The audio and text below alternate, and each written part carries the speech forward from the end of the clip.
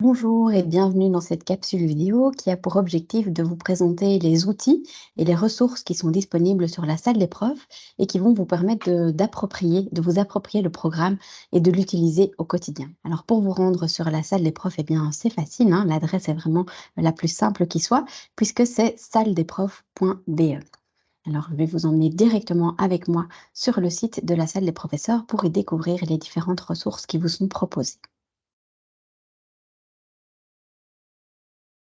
Nous voici donc sur la salle des professeurs qui est mise à votre disposition par le CEGEC. Vous allez y trouver de nombreux documents. Certains demandent d'avoir un accès à l'extranet, donc je vous suggère d'avoir sous la main vos identifiants pour pouvoir accéder à l'ensemble des documents. Alors pour démarrer, je vous propose d'aller ici dans l'onglet de droite. Vous allez y trouver l'école maternelle en particulier et puis plus spécialement les programmes et les outils. C'est là que nous nous rendons. Nous voici donc sur les différents outils à votre disposition pour découvrir le programme de l'école maternelle. On commence par le plus fondamental de tous, et bien c'est votre programme qui est disponible en version PDF, donc vous pouvez télécharger les 3 volumes ici en PDF. Alors quels sont les avantages d'avoir son programme en PDF? Bien tout d'abord, c'est plus léger hein, que les 720 pages que vous avez en version papier. Et puis aussi, dans la version PDF, vous avez un petit outil de recherche qui vous permet de voyager à travers le programme. Je vous le montre ici. Donc voici le programme en version PDF et cet outil de recherche, eh bien, c'est la petite loupe que vous voyez ici en haut à droite de mon écran. Cette loupe, elle vous permet de faire une recherche par mots-clés. Par exemple, vous souhaitez retrouver facilement des informations qui concernent la dictée à l'adulte, eh bien, vous tapez dictée et l'outil va chercher pour vous toutes les pages auxquelles sont mentionnés le mot dictée.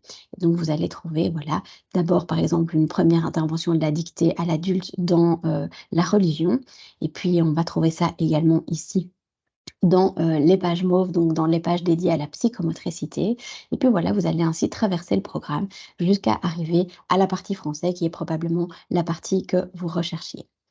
Alors cet outil de recherche, il est particulièrement utile parce qu'il vous permet aussi de penser en termes d'interdisciplinarité et en termes de croisement.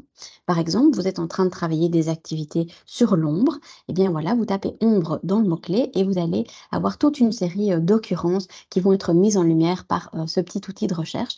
Et donc le programme va vous faire voyager tantôt en sciences avec ombre et lumière, mais également, pourquoi pas, en éca, donc en éducation culturelle et artistique où vous allez par exemple avoir toute une proposition d'activité sur le théâtre d'ombre. Je reviens à la salle des professeurs pour vous présenter la suite des outils. Alors l'outil suivant, c'est la présentation générale du programme, hein. C'est un module en e-learning que vous pouvez trouver sur l'adresse programmematernelle.be. Je vous le montre ici. Alors ce module que vous pouvez faire en e-learning, il dure environ 40 minutes et va vous permettre de partir à la découverte de votre nouveau programme de l'école maternelle, de son contexte d'élaboration, de ses structures, etc. Ce module e-learning, il est émaillé de toute une série de petits jeux et de petits quiz pour rendre l'expérience plus amusante et puis pour vous permettre vraiment d'exercer vos nouvelles connaissances. De retour sur la page de la salle des professeurs, l'outil suivant, c'est un marque-page qui reprend les différentes légendes, abréviations et pictos qui sont utilisés dans le programme. Alors le voici, ce marque-page, je vous l'ouvre. Voilà, donc vous pouvez, comme le montre la petite image, le plier en deux et l'utiliser en guise de pense-bête ou de marque-page de votre programme. Et puis vous allez retrouver sur ce pense-bête, eh bien, un peu les explications du jargon du programme. Vous allez trouver la différence, par exemple, entre une activité élémentaire et une activité de mise en lien. On va vous repréciser ce qui différencie notre programme du référentiel des compétences initiales. Vous allez également trouver des définitions de ce que sont un savoir, un savoir-être, un savoir-faire, une compétence, etc. Donc voici un peu l'ensemble des termes qui sont utilisés dans notre programme et pour lesquels vous voudriez avoir des éclaircissements. La deuxième page, eh bien, elle reprend l'ensemble des abréviations et des pictos qui sont utilisés dans le programme et donc qui vont vous permettre d'avoir rapidement une correspondance entre les pictos, les abréviations et les termes complets. Alors, l'outil suivant, c'est un outil qui a beaucoup de succès. C'est une vue synthétique du programme de l'école maternelle.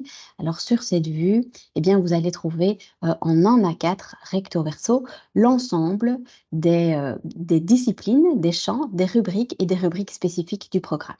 Alors, je vous l'affiche en un peu plus grand pour que vous voyez bien à quoi cela ressemble. Si on prend ici, par exemple, la case rouge qui concerne le français, eh bien, vous allez tout d'abord trouver les différentes compétences classées dans les différents champs, donc le parler, l'écouter, le lire et l'écrire.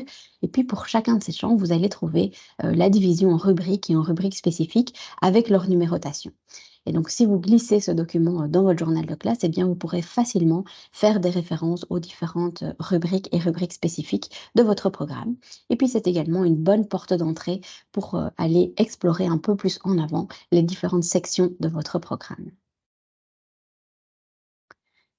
L'onglet suivant vous propose, de parcourir le programme dont vous êtes le héros. Alors, le programme dont vous êtes le héros, c'est un parcours en mode le livre dont vous êtes le héros qui va vous permettre de découvrir la partie maths, la partie français et la partie sciences de votre programme. Vous allez pouvoir y découvrir l'ensemble des rubriques et des rubriques spécifiques, soit avec des vidéos qui vont vous les présenter, soit avec des lectures. Vous allez également avoir des propositions d'activités à mettre en œuvre dans vos classes au service des différents savoirs et des savoir-faire. Vous allez avoir toute une série de petits jeux et de petits quiz qui vont vous permettre de voyager dans le programme et de vous familiariser avec les différentes pages. Et puis, vous avez également des lectures ou des vidéos bonus si vous souhaitez approfondir certains aspects de votre programme. Nous avons également une chaîne YouTube dédiée aux enseignants du maternel. La voici, notre chaîne YouTube, donc CEGEC Fondamental Maternelle. Elle répond au doux nom de Mathflix. Alors Mathflix, c'est comme Netflix, mais c'est encore mieux puisque c'est exclusivement destiné à l'école maternelle. Alors vous allez y trouver toute une série de vidéos qui sont des enregistrements des ateliers de présentation des différentes disciplines. Donc si vous souhaitez découvrir l'éveil aux langues, eh bien voilà, vous pouvez assister à une capsule vidéo qui vous la présente.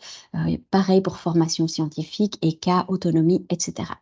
Vous avez également d'autres petites vidéos qui vont vous permettre de découvrir le PK et également une vidéo qui va vous permettre d'envisager des ponts entre l'éveil aux langues et la psychomotricité.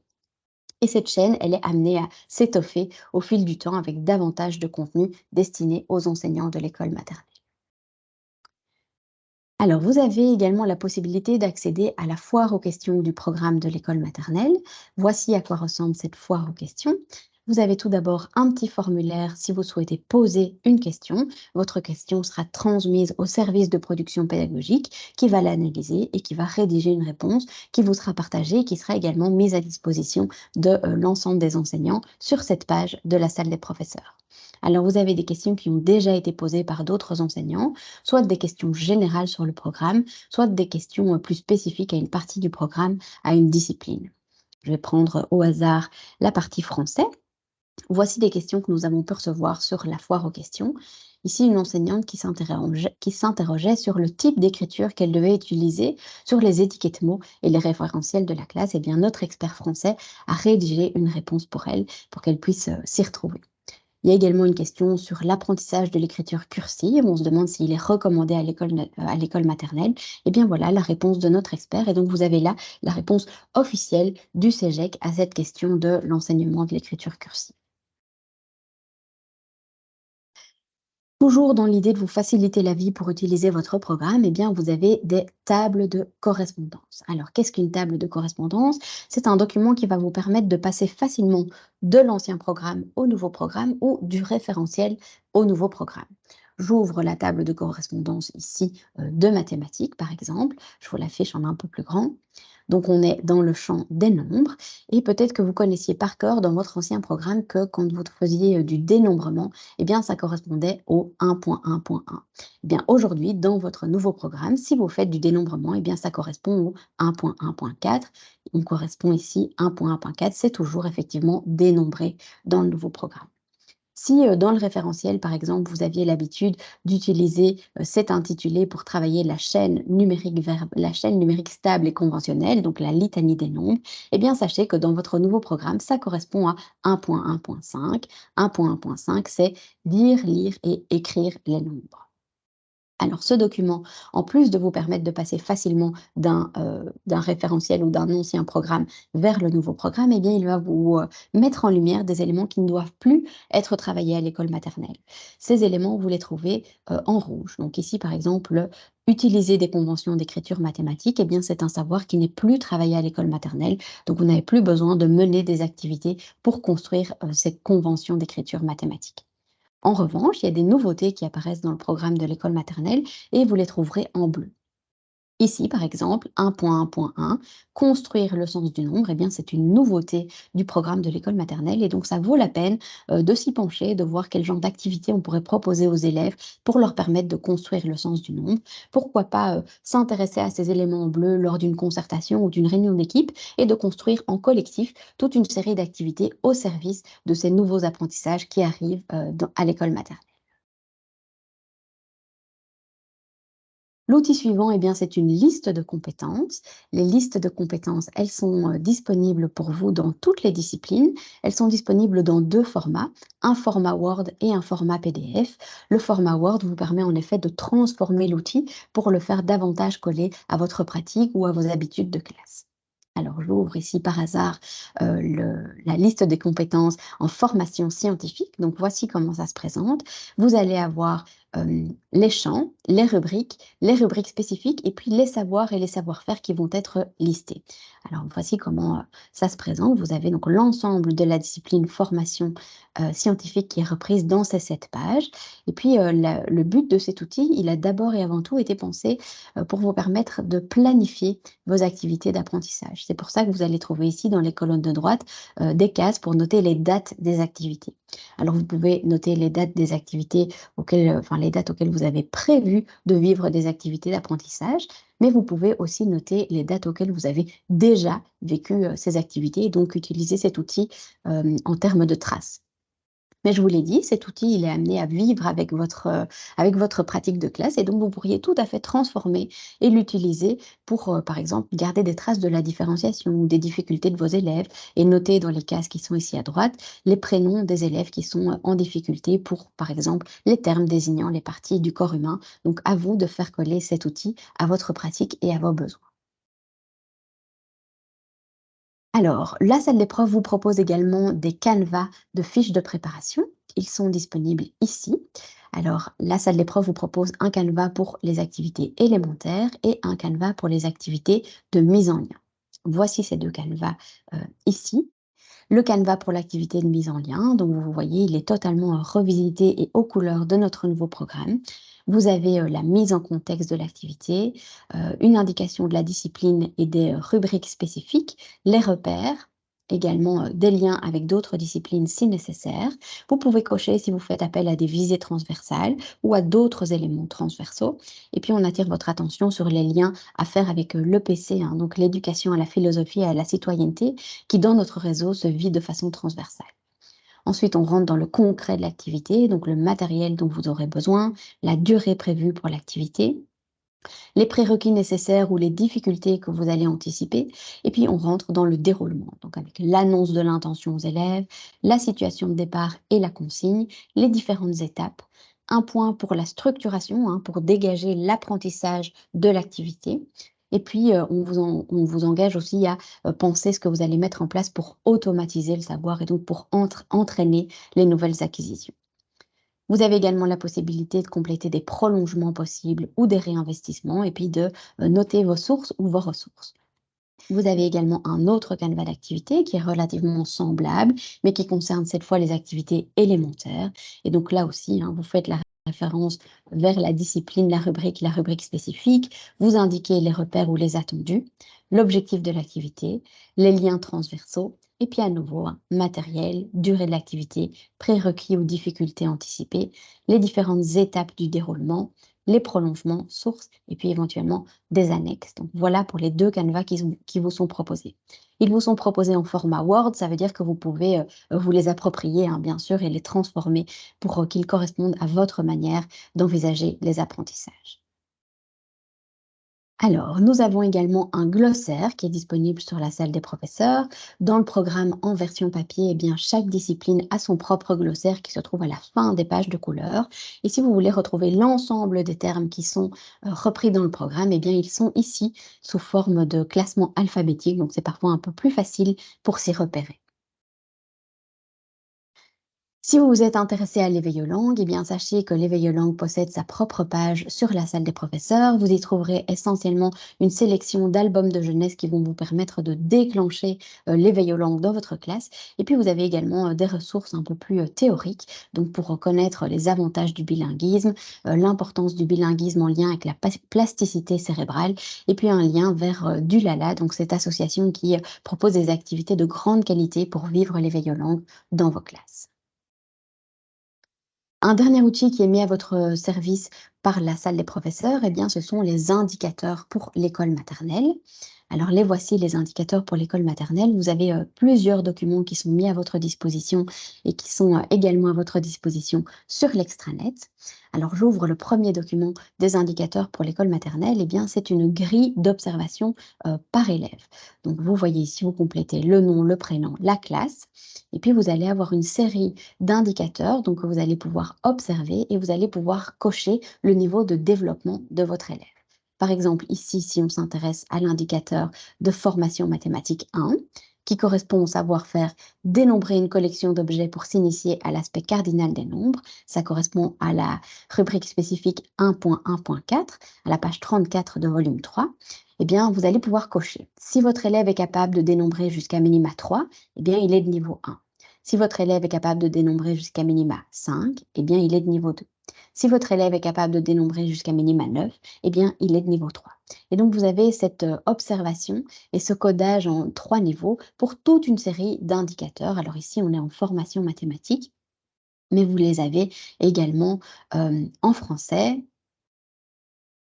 Ils existent également en formation scientifique, en formation humaine et sociale, en psychomotricité et en éducation culturelle et artistique. Donc au total, vous avez un livret d'une douzaine de pages qui vous permet d'avoir une photo des compétences d'un élève en particulier. Alors ces grilles d'observation, elles existent également en format par classe. Donc ici, vous avez exactement les mêmes indicateurs, sauf que la présentation est différente, hein, puisque sur une même page, vous allez pouvoir indiquer l'ensemble de vos élèves, donc dans la colonne de gauche, et puis vous allez pouvoir cocher si chaque élève est de niveau 1, de niveau 2, de niveau 3. Chaque page constitue donc une photographie de votre classe et des différents niveaux de vos élèves, et donc c'est un fameux atout pour pouvoir penser la différenciation, hein, peut-être des ateliers plus spécifique pour des élèves qui auraient besoin de bâtir plus solidement ce dénombrement en s'intéressant à l'aspect cardinal des nombres, ou bien pourquoi pas pour penser des groupes de besoins, ou éventuellement même pour organiser du tutorat, donc avec un élève de niveau 3 qui maîtriserait bien cette compétence, qui pourrait accompagner un élève de niveau 1 et pour lui permettre de conquérir ce dénombrement. Pour vous accompagner dans la passation et dans l'observation de ces indicateurs, eh bien, vous avez un guide destiné à vous, les enseignants.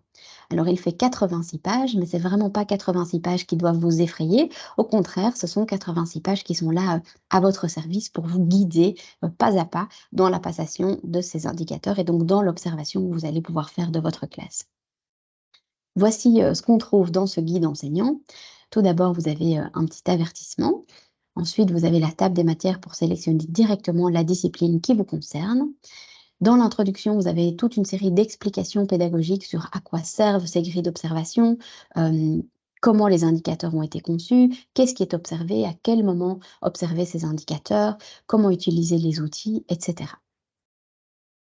Ensuite, vous avez pour chacun des indicateurs une page explicative. Alors ici, on va s'intéresser toujours à cet indicateur de formation mathématique 1, donc au service du savoir-faire dénombrer une collection d'objets pour s'initier à l'aspect cardinal des nombres. On est toujours sur la rubrique spécifique 1.1.4.